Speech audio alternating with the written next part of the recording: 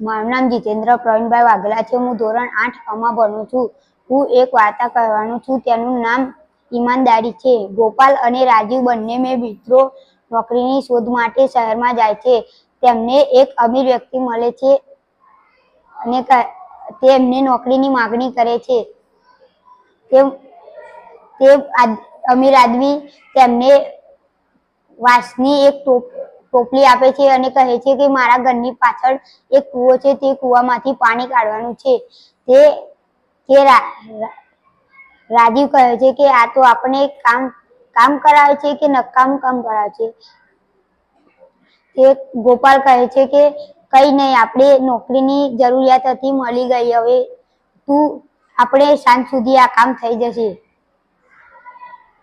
રાજીવ કૂવાની બાજુમાં એક ઝાડ હતું, તે ઝાડ નીચે સૂઈ ગયો અને ગોપાલ પાણી કાઢવાનું શરૂ કરે છે। તેમને થોડીક વાર પછી તેને થોડાક સોનાના સિક્કા મળ્યા અને તે રાજીવને બતાવ્યા। રાજીવ કહે છે કે આપણે આ સોનાના સિક્કા વિશે કોઈને નહીં જણાવીએ અને આપણે નવો ધંધો શરૂ કરીએ।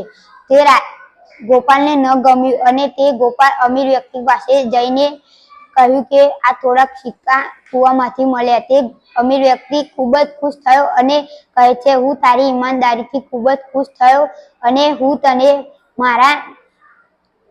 મારી મિલકતની દેખરેખ માટે હું તને આ કામ સોંપું છું। આ વાર્તા પરથી અમને શીખવા મળ્યું કે તમે ઈમાનદાર રહેશો તો ભગવાન પણ તમને મદદ કરશે।